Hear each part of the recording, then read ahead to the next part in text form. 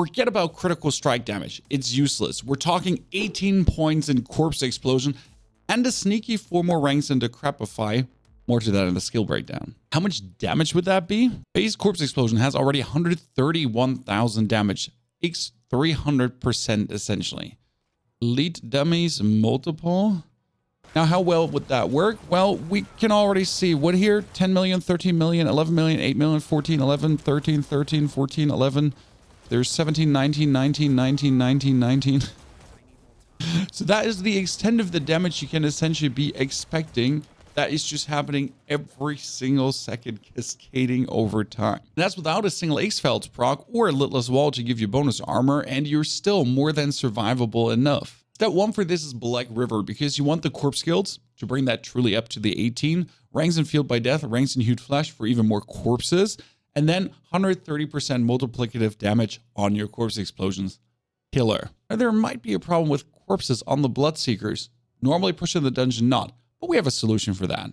Let's talk about more corpse skills though. That would be the Ring of Sacrilegious Souls. Another 3 ranks and Lucky Hit. Lucky Hit's still important that your Hued Flesh actually makes corpses. The Amulet, plus 3 ranks in Corpse, plus 3 ranks in Glooms, total armor and shadow damage over time, perfection, and then 180% multiplicative increased damage on the 131,000 we are already having going on with the Corpse Explosion. We need Flicker Stab here because that's our only cooldown reduction next to Decrepify for our Bone Storm. And our Bone Storm needs to be permanently up for the barrier to not die simply, and we don't have the Litless Wall, even though I'll mention a way how to actually put it back in if you really want to. Finally, no more T-Bolt's Will. There's no space in the build right now. This has now the Bone Storm affix for the 5% barrier, ranks in Blood Mist, ranks in Corpse Explosion, damage reduction from distance or close. I would kind of like to reroll one of the damage reductions here, especially the one from distance. Simply can't, and the Blood Mist could also be ranks in total armor, or you could go for damage reduction while fortified, which we permanently have up. Gloves is held from below for the 40% multiplier, but fearing the vampiric guys might not be the best, we're actually playing here Ultimate Shadows with the bonus lucky hit chance, ranks in blight, shadow damage over time, and intelligence. Yes, these gloves are ultra S tier, to be honest. The chest is having the Blood Mist triggers Corpse Explosion on surrounding corpses. Now with a bonus cooldown reduction, we have 9 ranks in, that's 15 seconds. We'll get another 1.5 seconds plus the lucky hit.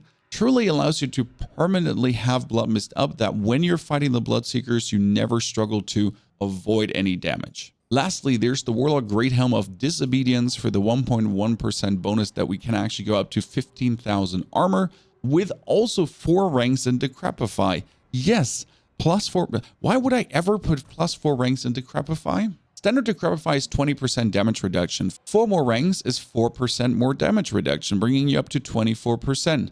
That's a free 4% unconditional damage reduction. If we would have more points here from anywhere, which I sadly don't have in any way, we could technically put even more. Like I could weasel out here the ranks out of Blood Mist. That would be another 2 seconds cooldown reduction less. And we could put them in here to boost it up to 26%. But honestly, I'm fine with 24. These +4 ranks are really good for bonus survivability. Lastly, the ring and the solution for the corpses. We have the conceited aspect. Yes, 23% multiplicative damage while you have barrier active. Really nice. The ring here ain't that good because it has critical strike damage on it, but it has lucky hit chance. Is the only thing I had. But this barrier active is working on everything. We thought about playing 45% bonus damage on the Shadowblight key passive aspect, but we're technically scaling Corpse Explosion here to the max, so conceited band is better. Lastly, we're not playing the Litless Wall, we're playing a focus, and here we have Blood Mist leaves behind Desecrated Ground. The interesting part about the Desecrated Ground here is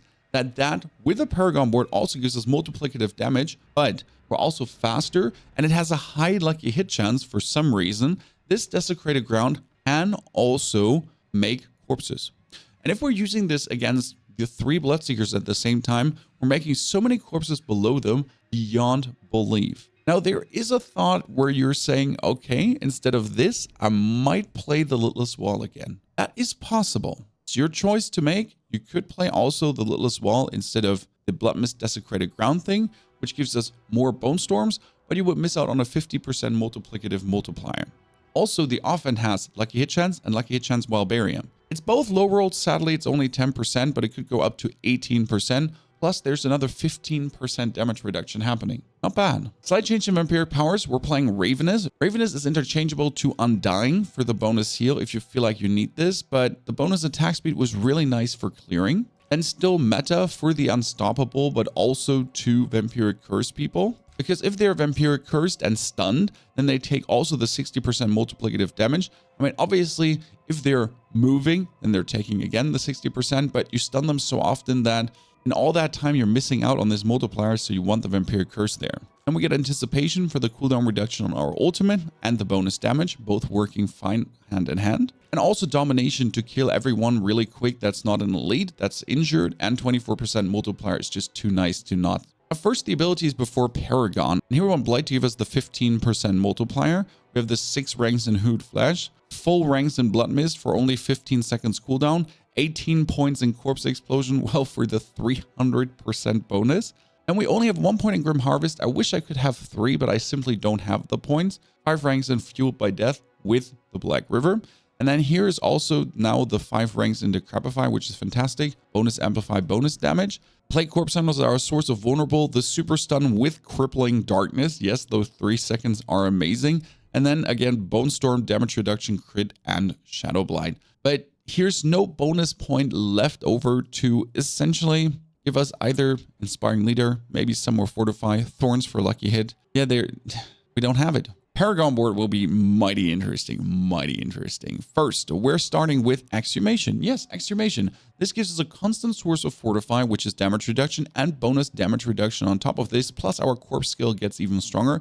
We even have 65 intelligence going on for the glyph. Then Tears of Blood, everything is taken. My Tears of Blood is currently level 7. Hopefully the new bonus XP will make this a bit quicker to level up. Then we're going into the Wither board, and here I found a new way of actually traversing that saved me some points, to be honest. And we're playing Scorch. You could drop Scorch, this is more damage over time, and we could essentially play Darkness, because Darkness instead of Scourge, which gives us damage reduction. So Scorch is for more damage, Darkness is for more damage reduction. Look at what you actually need. And then lastly, we're going up here into the board for control with Send of Death. We're still taking the crits because end of the day Blight can crit, and well, we're going over it. Also intriguing that in the Flesh Eater board, we're actually going over a poison damage node. Yes, it's really easy to take down here for some bonus armor and some bonus poison resistance. Lastly, very lastly, we get Desecration up here. While you're standing in your desecrated ground, you deal 15% increased shadow damage. Yeah, simple. Nothing special, just 15% bonus shadow damage. Why not? Multiplicative, everything getting higher just for standing in it. Now, if you're playing the Littlest version, then Desecrated Ground comes out for Territorial, probably. Yeah, Territorial. Bonus damage to close targets and bonus damage reduction can easily be achieved here as well with the points that are given into it. For the gameplay loop, let me actually show you a tier 12. Unnerfed, unchanged, everything. And I already have to say, the build takes some more effort from you. First, let me take a potion. You gotta activate Bone Storm, put the curse on, zoom through them, do some Corpse Explosion, pull them together, curse them, zoom through them again. And before every single pack, you can go for some Blights. You need to essentially always curse. Never forget about that. Then go in, get the Bone Storm up, pull them all together. You're undying now. You can keep Blood Misting through. You don't want to bother too much with single weird elites going on. So you're going to explode some corpses, and then you're already going to be passing on. Curse, reactivate your Bone Storm, go on. Curse, reactivate your Bone Storm, go on. Pull everything together, make massive of corpses, have now multiple elites going on together, and then the damage over time is nicely ticking them down. Now you obviously go into the Blood Mist. Bone Storm, pull them together, take way too much damage than you should actually take. Everything dies, and on we go. You can see we're like nicely ahead of the time already. Blight in between for 15% multiplicative damage. Go in, and in your head, you want to kind of like count down 10 seconds every single time, okay? Because that's what it's going for. Like now, 5 seconds have passed. That you're constantly having this active. Now, the damage is more than there.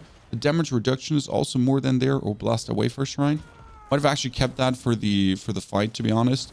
You know, Blast Wave Shrine is truly worth it to actually backtrack because we have the time as we're pushing through to really say, sure, we will wait, you know, until the Seekers are there. Then I'm going to run all the way back to that Blast Wave Shrine just to grab it and fight the Seekers. Now, again, don't care for these elites. Just keep on moving. Especially these damage reduction guys are kind of weird where you just don't want to stay. And they'll just be pulled along. They'll come with you. And easiest to kill all the Rebel because the Rebel dies so fast due to the domination power. If someone has Vampiric, probably just also completely ignore that person. Because Vampiric is just too much of an effort to kill, right? Like you don't want to have it half down just to get it half back up again. It's kind of the same as the bloated corpses.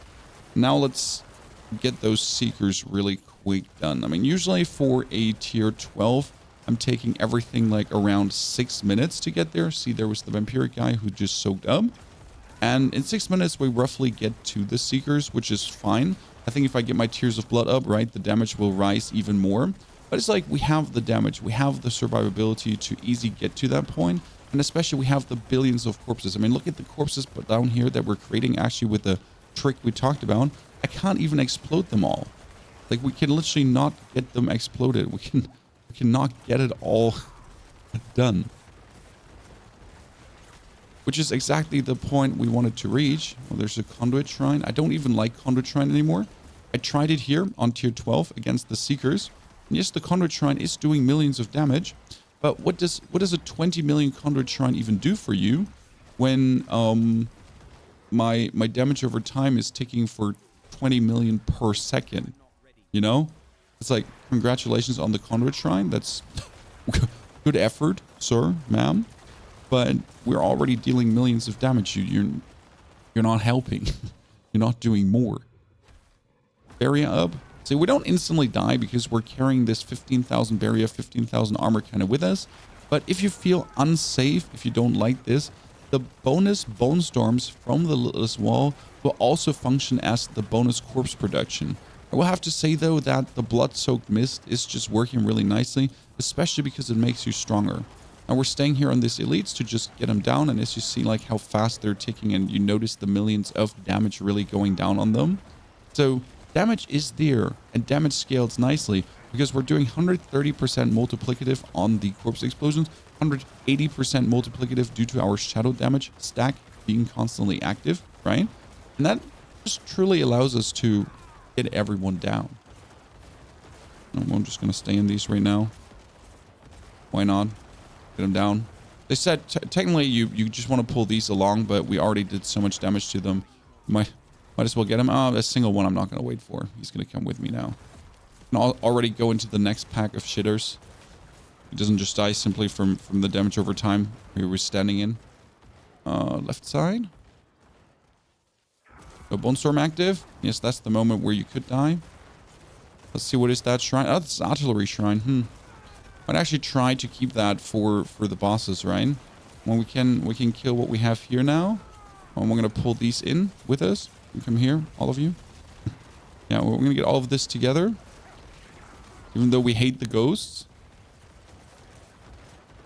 We're 6 minutes deep. I'm not completely 6 minutes deep. What I said, roughly 6 minutes to actually clear everything.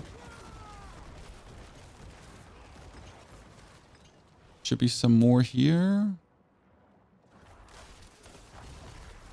And we backtrack to the Artillery Shrine. I mean, we you know, you don't need the shrines, right? I have cleared the tier 10 and 11 without the shrine. But I kind of feel like if it's already there, it would be stupid to not take it.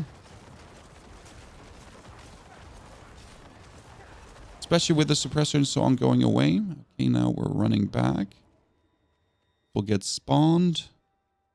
We get chased by one, but we want to fight all three together. Activate the Bone Storm. Get teleported on. Cool, cool. Trying to get the third one with us. This is going to be really bad cooldown reduction-wise. Oh, it's a sword. It's a sword. That's not a sword. It's a druid. Are the other two not coming?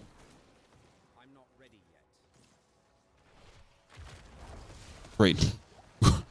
Great. That was a brilliant artillery shrine. Are we not coming? Are we not playing this together? I think I got him. Okay, we got them all together finally. After a while. No, the third one is still missing. Great.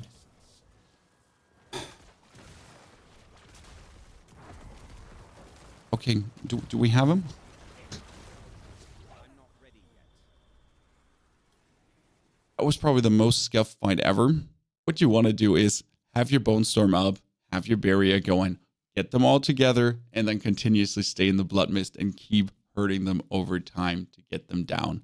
Now that was obviously an unfortunate scuff try also, but you see here roughly how it is supposed to go. This build has definitely the potential of going up to tier 15, maybe even beyond, because we have the damage reduction and everything going on to do this, especially with the less damage the Abattoir will deal. And a similar build to this has already destroyed tier 14. So it is possible. Now, if you're more interested in the Blood, which is also super fun for speed farming, or rather the Giga Dot, which goes all for crits, both are going to be even better without Vampiric and without Suppressor.